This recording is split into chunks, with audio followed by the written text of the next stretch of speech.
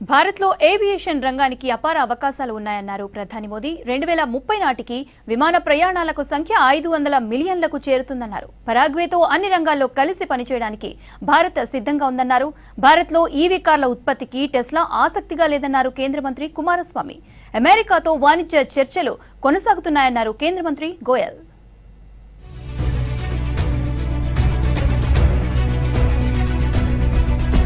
Aviation రంగంలో భారత్ అద్భుత పురోగతి సాధిస్తోందన్నారు ప్రధాని నరేంద్ర మోదీ. ఢిల్లీలో జరిగిన ఇంటర్నేషనల్ ఎయిర్ ట్రాన్స్పోర్ట్ సమిట్ లో పాల్గొన్నారు. ప్రపంచంలో 3వ అతిపెద్ద దేశీయ ఏవియేషన్ మార్కెట్ ను భారత్ కలిగి ఉందన్నారు. ఉడాన్ స్కీమ్ సూపర్ సక్సెస్ అయిందని చెప్పారు. దేశంలో ప్రతి ఏడాది దాదాపు 240 మిలియన్ల మంది విమానాల్లో ప్రయాణిస్తున్నట్లు చెప్పారు. ఈ సంఖ్య 2030 నాటికి 500 మిలియన్లకు చేరే అవకాశం ఉందన్నారు. భారత్లో ఏవియేషన్ రంగానికి అపార అవకాశాలు ఉన్నాయన్నారు మోదీ. दुनिया का तीसरा सबसे बड़ा डोमेस्टिक एविएशन मार्केट है। हमारी उड़ान योजना की सक्सेस इंडियन सिविल एविएशन का एक गोल्डन चैप्टर है। इस योजना के तहत 15 मिलियन से ज्यादा यात्रियों को सस्ती एयर ट्रैवल की सुविधा मिली है। कई नागरिक पहली बार हवाई सफर कर पाए हैं। పరాగ్వేతో ద్వైపాక్షిక వ్యూహాత్మక బంధం బలోపేతానికి భారత్ సిద్ధంగా ఉందన్నారు ప్రధాని మోదీ. ఢిల్లీలో పరాగ్వే అధ్యక్షుడు శాంటియాగో పెనా పలాసియోస్ తో భేటీ అయ్యారు. ఉగ్రవాదంపై పోరులో భారత్ పరాగ్వే భుజం భుజం కలిపి పనిచేయాల్సిన అవసరం ఉందన్నారు. సైబర్ క్రైమ్, డ్రగ్స్ నియంత్రణకు ఉమ్మడి కార్యాచరణ అవసరమని చెప్పారు. డిజిటల్ టెక్నాలజీ, అరుదైన ఖనిజాలు, ఎనర్జీ, రక్షణ సహా పలు రంగాల్లో అపార అవకాశాలు ఉన్నాయన్నారు మోదీ. एक्सेलेंसी, आतंकवाद के खिलाफ लड़ाई में भारत और पैराग्वे कंधे से कंधा मिलाकर खड़े हैं।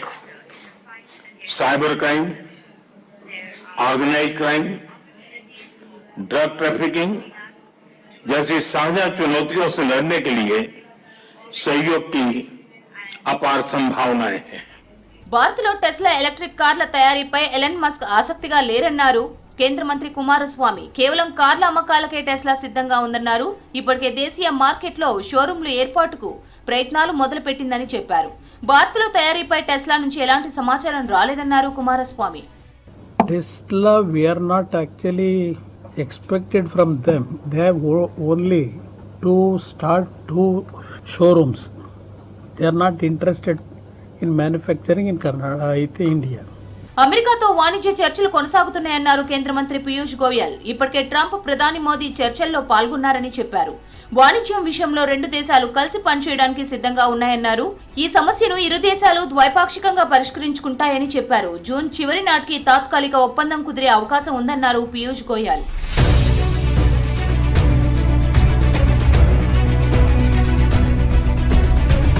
బీహార్ పాలిటిక్స్ పై హాట్ కమెంట్స్ చేశారు కేంద్ర మంత్రి చిరాగ్ పాస్వాన్. ఢిల్లీలో ఉంటూ బీహార్ అభివృద్ధిని సాధించలేమని చెప్పారు. త్వరలోనే బీహార్ తిరిగి వెళ్లాలనే ఆలోచనలో ఉన్నట్లు తెలిపారు.